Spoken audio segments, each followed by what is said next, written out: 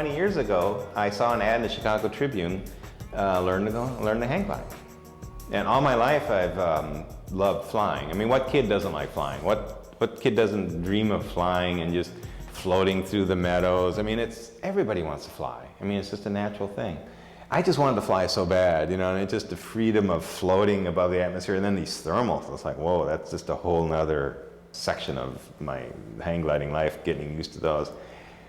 And I did that for a bunch of years, had a lot of fun, met a lot of fun people. I mean, you meet the most interesting people in the hang gliding world, because they're the people who can't afford real airplanes, you know. And you get a lot of hippies, a lot of people who live on rice and beans, a lot of people who have 40-year-old cars and barely make it down there, but they're, you know, holes in their clothing. I mean, but they want to fly, and you gotta give them credit for that. In 1998, I was the second guy in America to buy a mosquito-powered harness made in Sweden.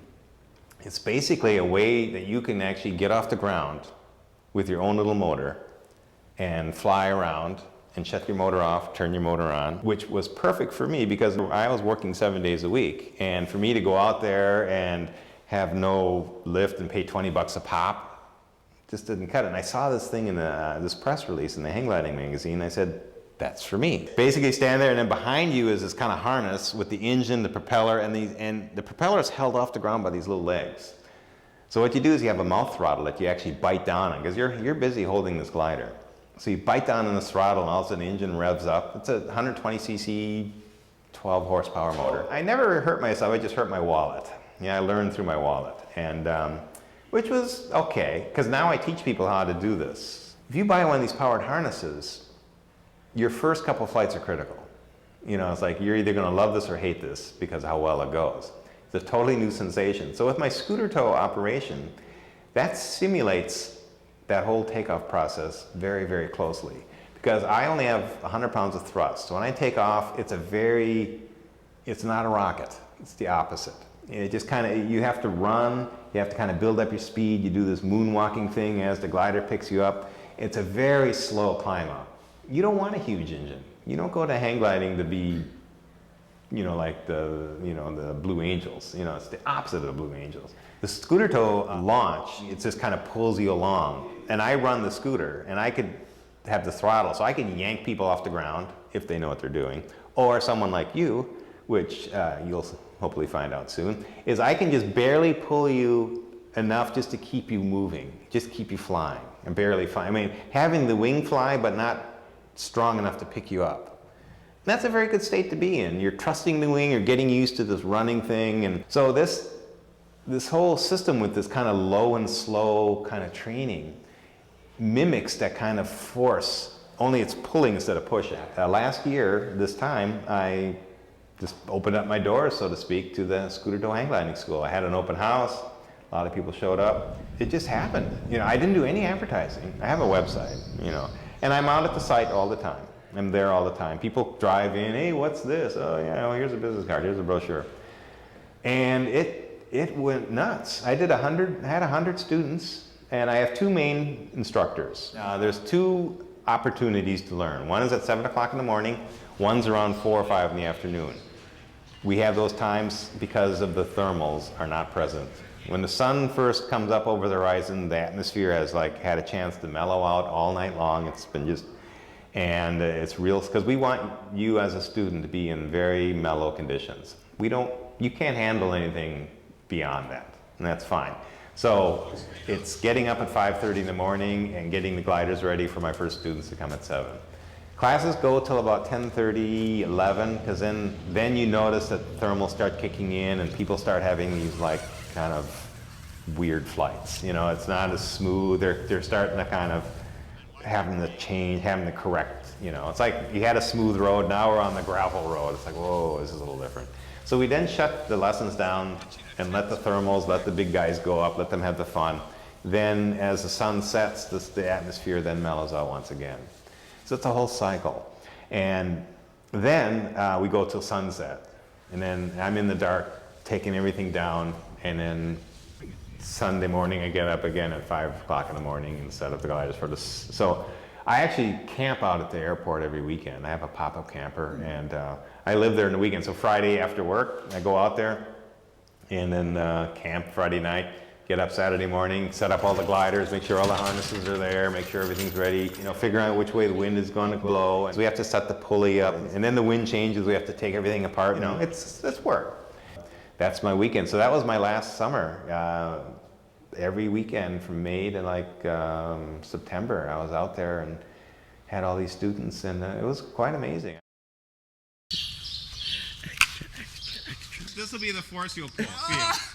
You'll feel that. Oh, okay, yeah, I can handle that. It's coming from your hips. This will be attached to the glider. So what will happen is you'll be pulled and the glider will be pulled at the same time. Yes. So the glider and you kind of come as a package. Okay. So, but for now, we're not going to do any flying. And this is a release. If you're up in the air real high, you would pull this, and this is one release. There's another release on the glider. Both hands down on the down tube. There you go. Kind of lay out a little bit. This is like Tom Cruise going down in Mission Impossible. Yeah. Okay, now back to reality. Okay. Stand up. And remember how you held the glider before? You just put it on the meaty part of your shoulders, and then just kind of lift it up with your legs. Perfect.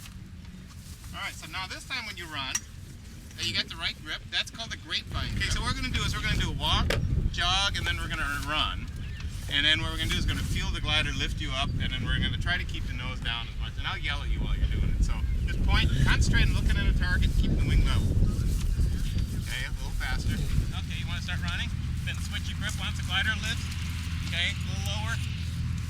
Yeah. Okay, pull in a little bit.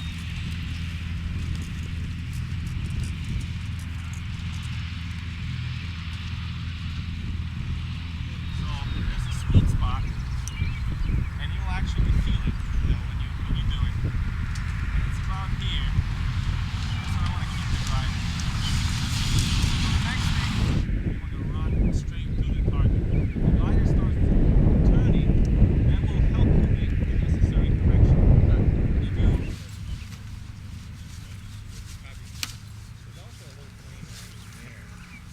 the most difficult part of hang gliding is this, suiting up. Now I know what it feels like to be one of those gals with the tight skirts.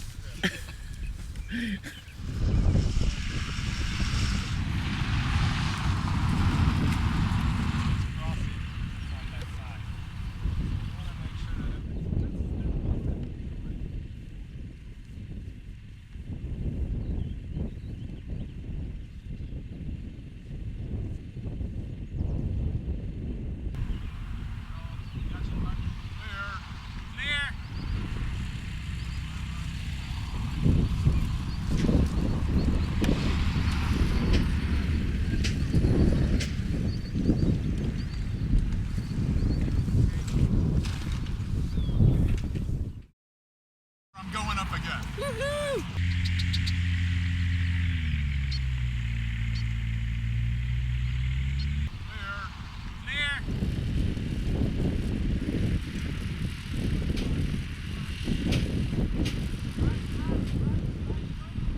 Jesus. Woohoo! Nice!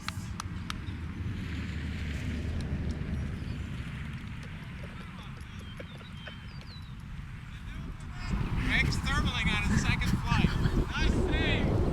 Nice save! I went up so quickly.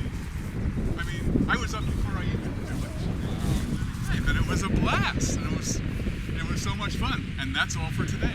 So it's actually too windy for beginners. I was running along and I thought I was going to go up for like maybe 1 or 2 feet. All of a sudden I felt like I was up 15 or 20 feet. You know, the scariest thing is you have this, essentially this big plane hooked up to your body with, you have very little control over it, and when you're in the wind, you have even less control of it. And so, you know, like they say, the hang glider does all the work. You're kind of like steering slightly, but you know, you have to go with the hang glider, and I went with it. Greg's flight was amazing. It was in conditions we don't normally tow in, but you know, it was calmer before because of the rain and stuff, you know. But the thermals, once the sun appeared, the ground heated up, and then now